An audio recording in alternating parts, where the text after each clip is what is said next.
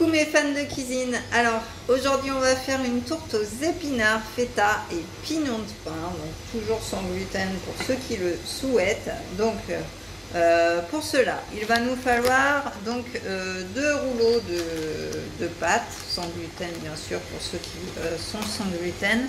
Donc 2 rouleaux de pâte, 500 g d'épinards cuits, attention je précise bien cuits, 250 g de feta donc coupé en morceaux, voilà, 100 g de pignons de pain, alors je vais vous expliquer après, voilà, 50 g de crème fraîche, le jus d'un citron, donc moi j'ai pris mon vinaigre calamansi, un jaune d'œuf pour la dorure et du sel et du poivre. Donc voilà pour les ingrédients. Alors premièrement, la première chose, préchauffez votre four à 210, donc moi c'est chose faite. Ensuite vous allez faire griller vos pignons de pain dans une poêle pendant 2 minutes. Donc moi je les ai déjà grillés comme vous pouvez le voir. Donc les carbonisez pas, hein. Surtout mélangez-les bien tout le long des 2 minutes, voilà, pour pas qu'ils soient cramés. Donc ensuite, dans un saladier, on va mélanger nos épinards. Vous allez voir, c'est très simple.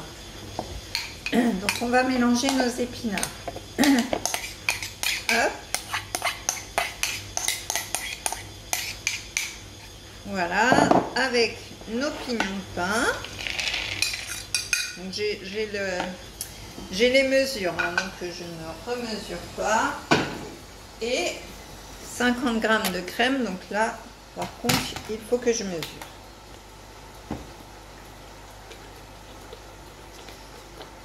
Alors 50 g,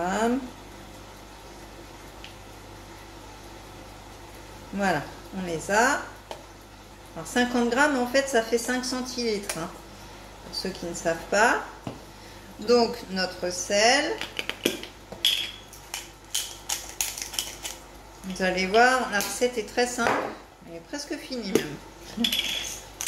Le sel, le poivre, hop.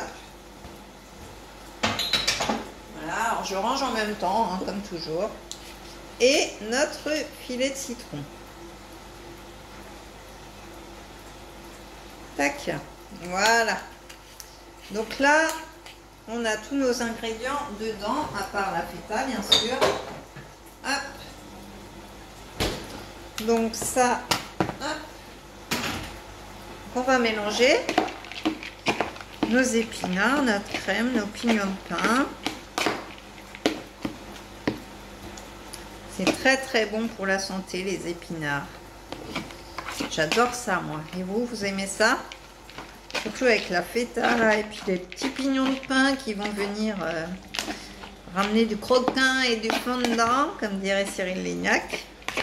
Donc voilà, hop, on a tout mélangé, regardez, voilà ce que ça donne.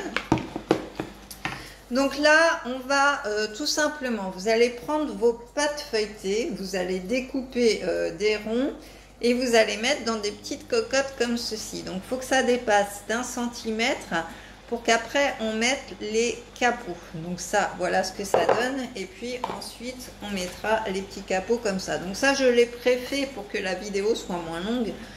Ça, vous savez faire. Hein. Donc on prend nos cocottes.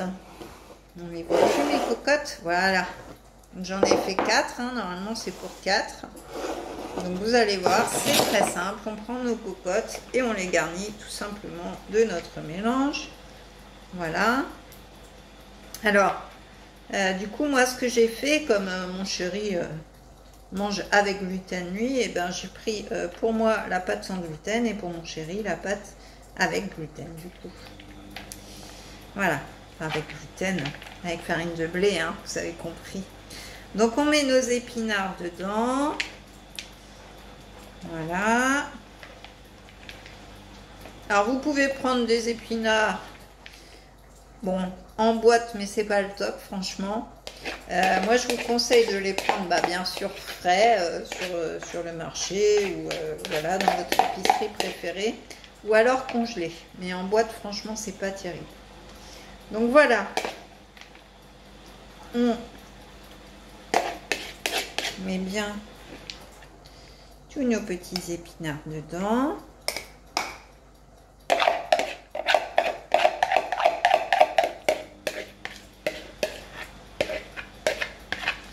Voilà. Hop, donc nos petites cassolettes sont garnies et on va rajouter par-dessus notre feta. Voilà, dans les petites cassolettes. La feta, ça se marie très très bien avec les épinards.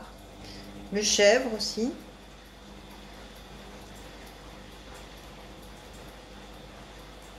Voilà, donc on éparpille un petit peu, hein.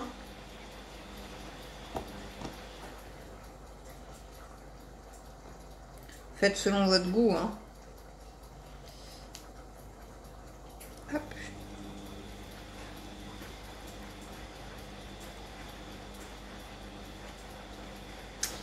Voilà, tout ça dans une petite cassolette.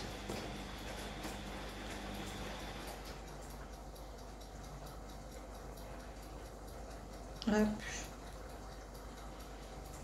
Voilà, je pense qu'on est pas mal parce qu'après ça risque de plus fermer. Voilà donc ce que ça donne, hein, avec la petite feta. Et là du coup on va recouvrir donc avec notre pâte.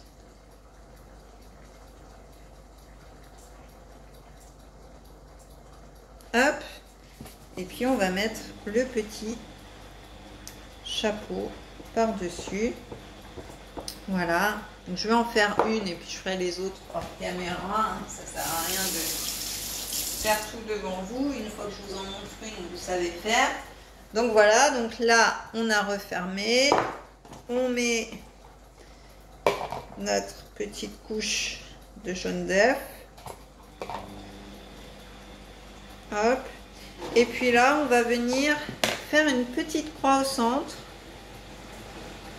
Voilà, pour faire échapper la vapeur. Voilà, comme ceci. Donc là notre tourte est terminée, donc je vais les enfourner dans mon four chaud pendant 15 à 20 minutes et je vous montre le résultat tout à l'heure. À tout de suite. Voilà, comme promis, le résultat de mes petites cocottes. Donc comme vous le voyez, voilà, elles sont dorées, prêtes à manger. Donc voilà, j'en ai fait 4. Alors là où il y a les petits cure-dents, c'est sans gluten. Donc voilà, j'espère que cette recette vous aura plu. Excusez-moi, j'ai ma machine à laver derrière. Donc voilà, elle va bientôt m'appeler.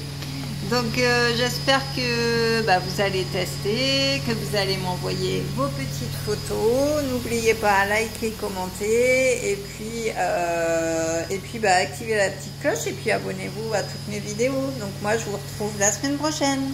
Bye bye.